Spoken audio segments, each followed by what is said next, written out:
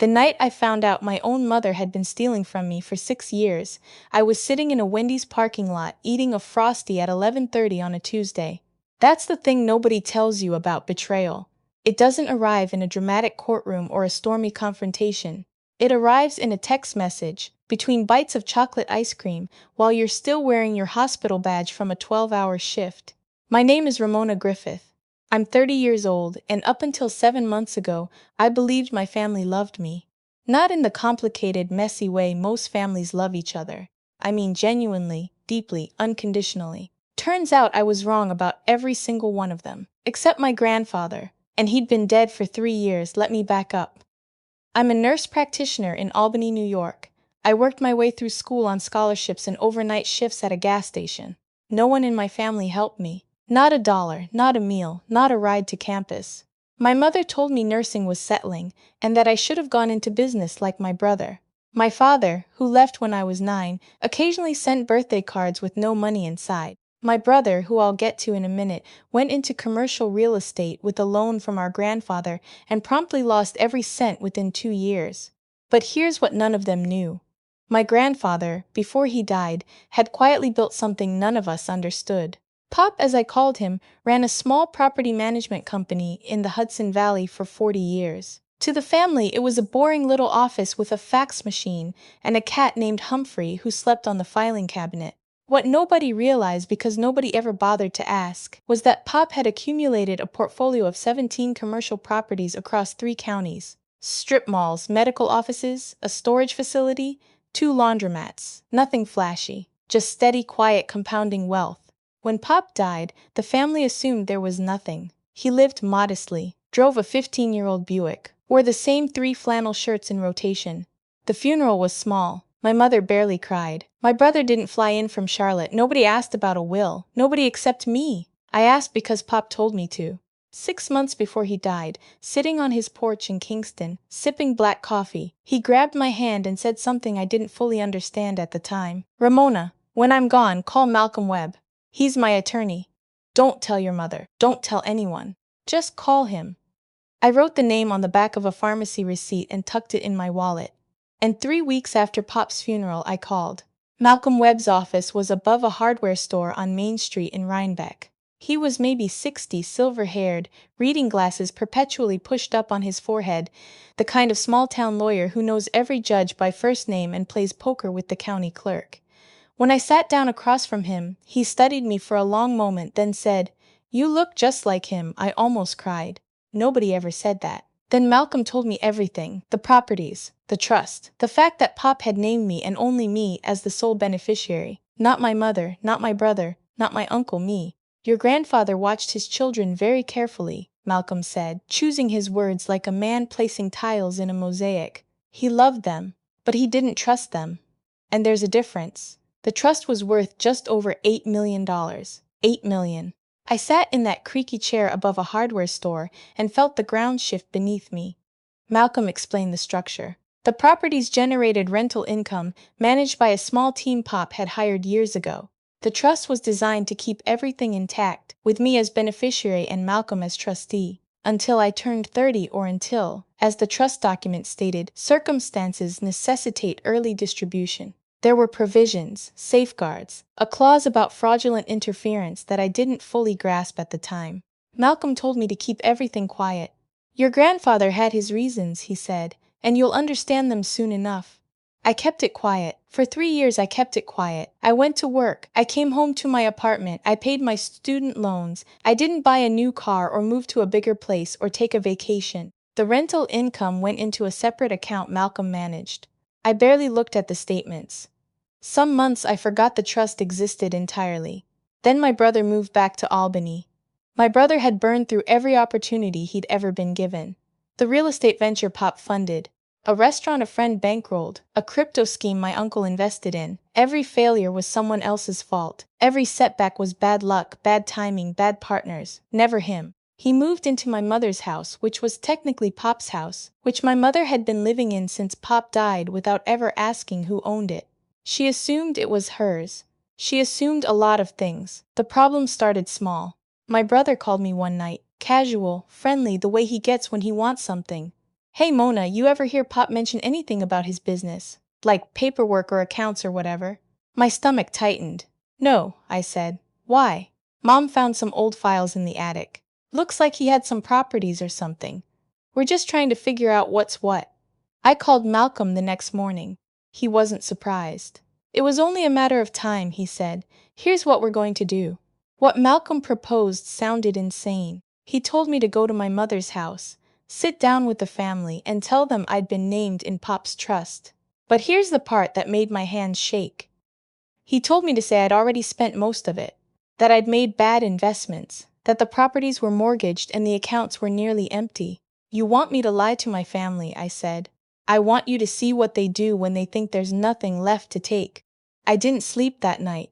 I lay in bed staring at the ceiling, running through every possible outcome. My mother would be upset. My brother would be angry. Maybe they'd yell. Maybe they'd guilt me.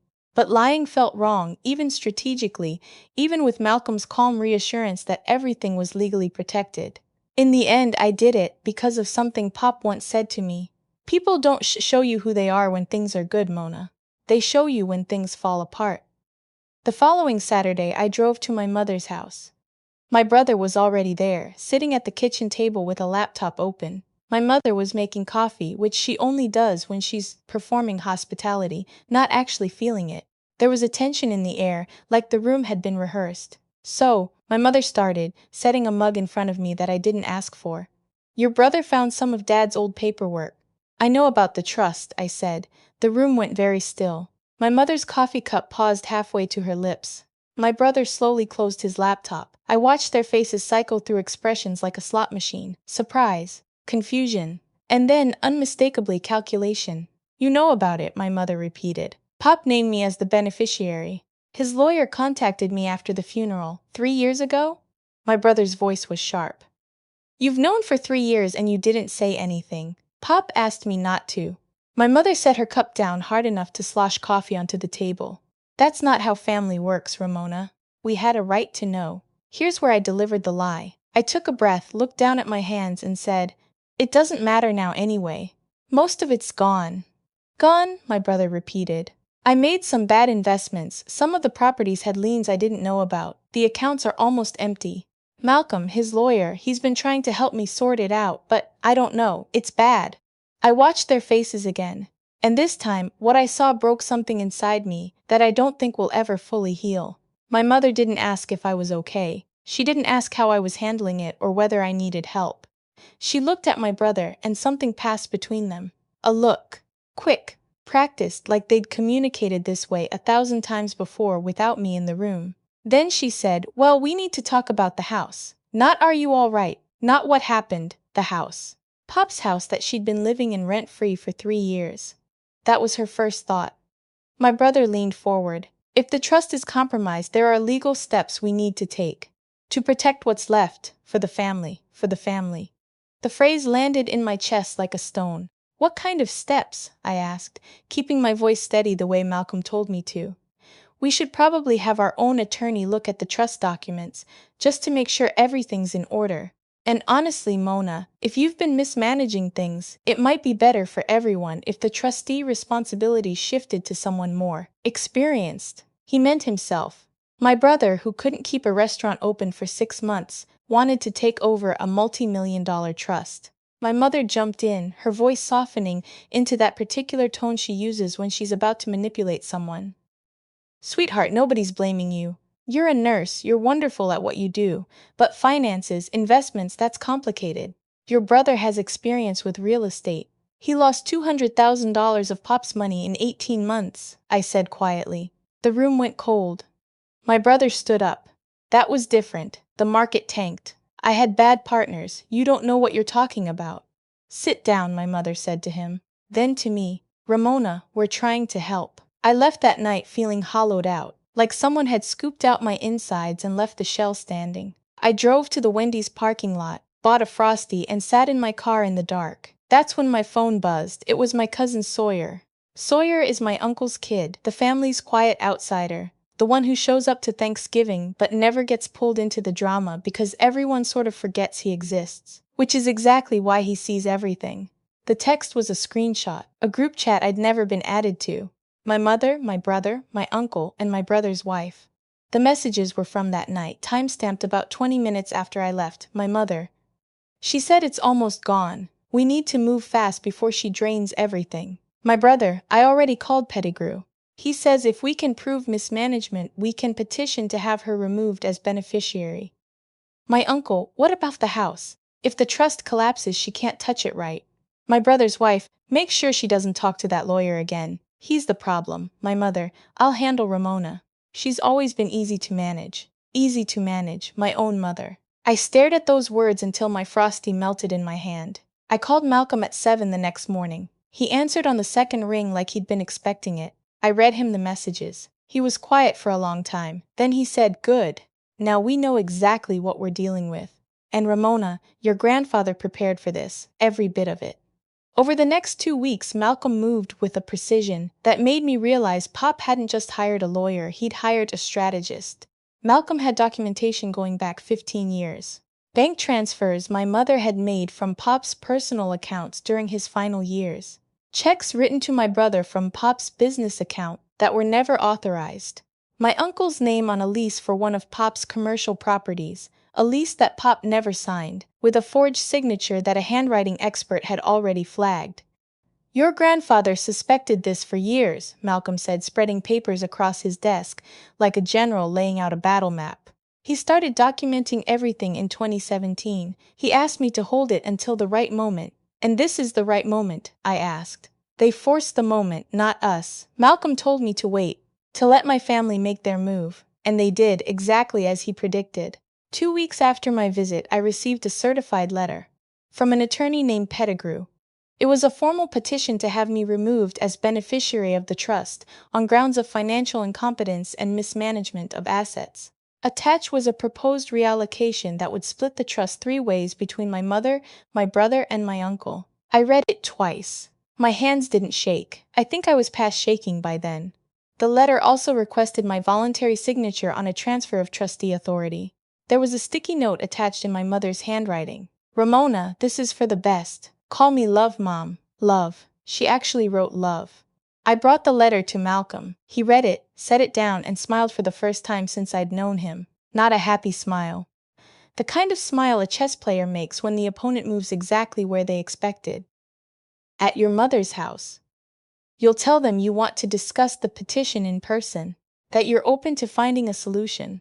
And then I'm going to show them what your grandfather really left behind." The meeting was on a Sunday, October. The trees on my mother's street were burning orange and red, and the house smelled like the cinnamon candles she always lit when she wanted to seem warm and inviting. Everyone was there. My mother in her good blouse, my brother in a button-down he probably bought that morning. My uncle, who I hadn't seen in months, suddenly very present and very interested. My brother's wife hovering near the kitchen, pretending to be busy.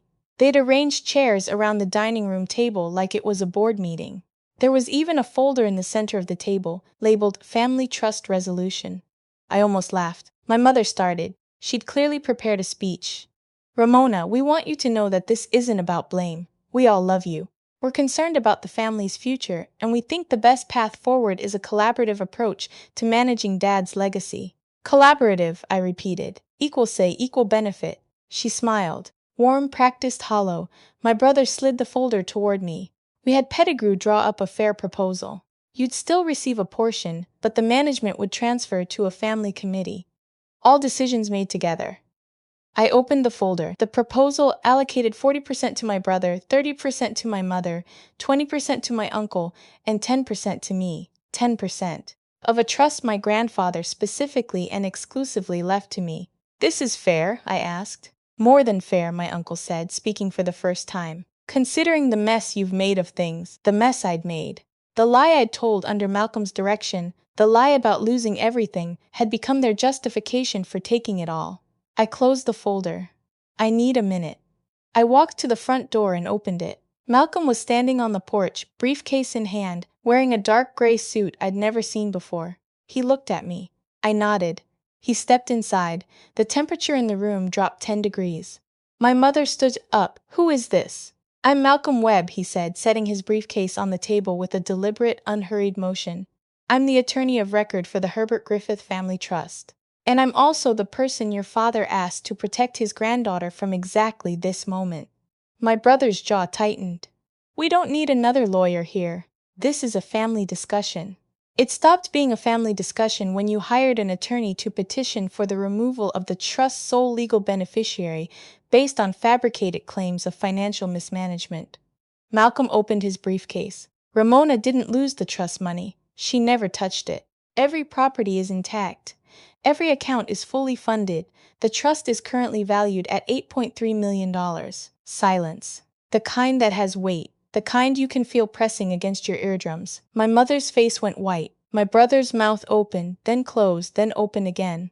My uncle looked at the door like he was calculating the distance. She lied to us, my brother finally managed. She tested you, Malcolm said, on my advice, and on instructions left by your father. He pulled out a thick manila envelope and spread its contents across the table, right on top of their family trust resolution folder. Bank statements showing my mother had withdrawn over $93,000 from Pop's personal accounts in the 2 years before his death. A forensic analysis of the forged lease bearing my uncle's name. Credit card statements showing my brother had used Pop's business account to fund personal expenses, including a vacation to Cancun, a down payment on his wife's car, and 12 months of a storage unit where, as Malcolm noted dryly, he appears to have stored the proceeds of 2 unauthorized property sales. My brother shot to his feet. This is ridiculous. Dad gave me that money. Your father documented every unauthorized transaction in a personal ledger, Malcolm said. He produced a small leather-bound notebook, Pop's handwriting on every page, dates and amounts meticulously recorded. He also wrote the dates he confronted each of you about the withdrawals and was told in his words to mind his own business about his own money. My mother was crying.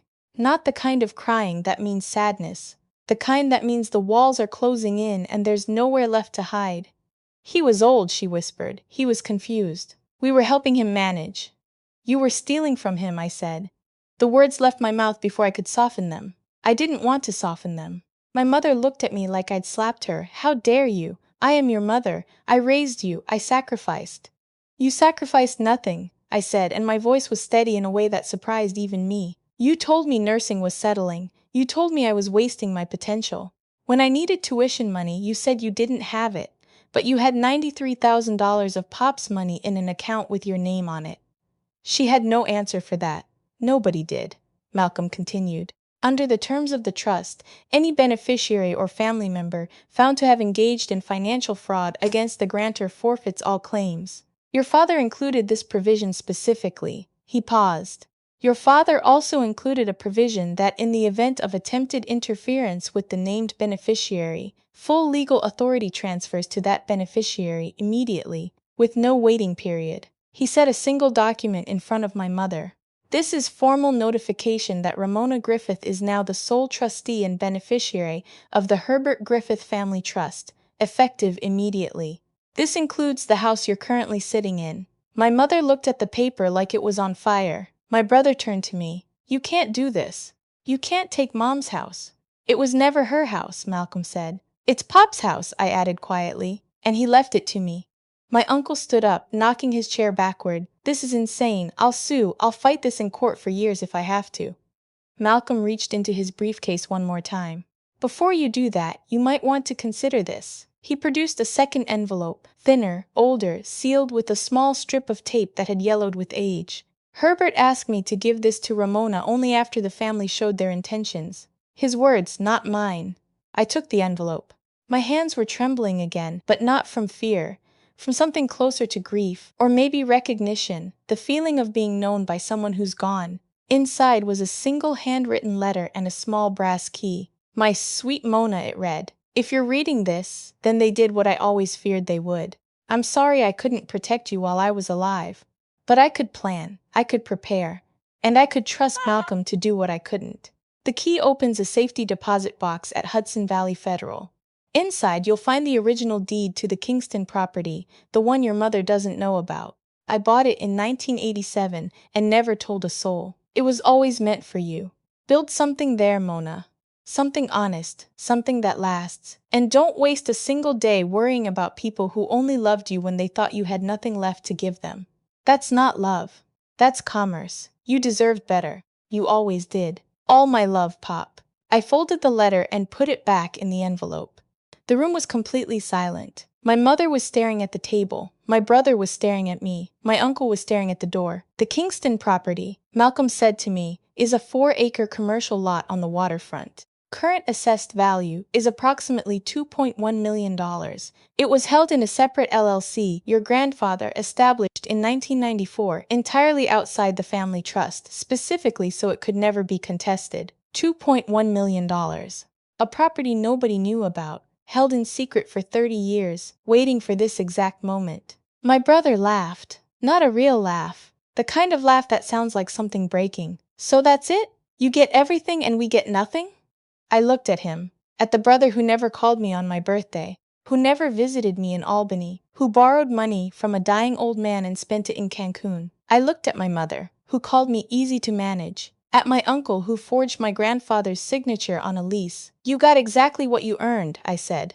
My mother reached for my hand. Ramona, please. We can work this out. We're family. I pulled my hand away gently, not angrily, just completely. You're the people who raised me, I said, but you stopped being my family a long time ago. I just didn't know it until now. I gathered the letter, the key, and the documents Malcolm had prepared. I put them in my bag. I stood up. What about the house? My mother whispered. I looked around the dining room. The cinnamon candles, the careful staging, the folder on the table with their generous offer of 10% of my own inheritance. I'll give you 6 months to find another place, I said. That's more than you would have given me. I walked out the front door into the October air. The leaves were falling in slow, lazy spirals, and the sunlight was the kind of gold that only happens in upstate New York in autumn, when the whole world looks like it's on fire but nothing is actually burning. Malcolm followed me down the porch steps. We stood by my car in silence for a moment. Your grandfather would be proud of you, he said. I nodded. I couldn't speak yet. Not because I was sad exactly, but because I was feeling everything at once. Relief and grief and anger and freedom, all tangled together like roots under a sidewalk. What happens now? I asked. Now you live your life. The trust is secure. The properties are generating income. The Kingston lot is yours free and clear. And if any of them try to challenge it in court, every document in my files will be entered into public record, including the forgery, including the bank withdrawals, including the group chat messages your cousin forwarded. I looked back at the house. Through the window, I could see my mother still sitting at the dining table, head in her hands. My brother was pacing. My uncle was already gone. Part of me wanted to feel satisfaction. Part of me wanted to feel nothing at all. What I actually felt was something quieter and stranger. The specific loneliness of finally understanding that the people who were supposed to love you the most were really just waiting for their cut. I drove home the long way, through the winding roads along the Hudson, past the farm stands and the stone walls and the tiny churches with white steeples. I thought about Pop, about the way he'd sit on his porch and watch the river and say nothing for an hour, about how I used to think he was just quiet. Now I understood he was watching, always watching, seeing exactly who his children were and making plans accordingly. When I got home, I sat in my apartment and opened my laptop. I looked up the Kingston property on Google Maps. A wide, flat lot along Rondout Creek, just blocks from the waterfront. Overgrown now. A chain-link fence around the perimeter. Nothing special to look at. But Pop saw something there. 30 years ago, he saw something. The next morning, I drove to Hudson Valley Federal with the brass key. The safety deposit box was small, barely larger than a shoebox. Inside was the deed exactly as Pop described. And beneath it, one more thing he hadn't mentioned in the letter. A photograph, black and white, slightly creased. Pop as a young man, maybe 25, standing on that same lot in Kingston, holding a shovel, grinning like he'd just discovered gold. On the back, in his handwriting, Day 1. 1987, for Mona, when she's ready. For Mona, when she's ready. He'd written my name on that photograph before I was even born. Before my mother's betrayal. Before my brother's failures. Before any of it. He saw me coming. He believed I'd be worth trusting before I even existed. I held the photograph against my chest and cried in a bank vault for 10 minutes. The attendant pretended not to notice. 3 weeks later, I broke ground on a community health clinic on that lot. free vaccinations, sliding scale consultations, mental health referrals. The kind of place Pop would have been proud of. The kind of place my family never would have built, because there's no money in caring for people who can't pay you back. My mother has called 14 times since the meeting. I haven't answered. My brother sent one text that said, "This isn't over." I deleted it. My uncle, from what I hear through Sawyer, is consulting a lawyer, who apparently took one look at Malcolm's evidence file and told him to drop it immediately. Sawyer came to visit last weekend. We sat on my apartment balcony drinking coffee and he said, "You know, Pop used to tell me that the hardest thing in the world isn't making money. It's figuring out who to trust with it." I looked out at the Albany skyline, at the late autumn clouds pulling apart over the river, and I thought about that photograph. Day 1, 1987. A young man standing on an empty lot with a shovel and a dream, and enough foresight to know that someday, someone in his family would need saving. Not from strangers, not from the world, from the people sitting across the dinner table. My grandfather saved me with a trust, a letter, a key, and a 30-year-old photograph. He saved me by knowing exactly who his children were and loving me enough to plan around them. And the thing I keep coming back to, the thing that sits in my chest like a warm stone on the coldest days, is that he didn't just leave me money, he left me proof. Proof that someone saw me clearly, believed in me completely, and loved me without conditions, without agendas, without ever once calculating what I was worth. That's the inheritance that matters. Everything else is just real estate.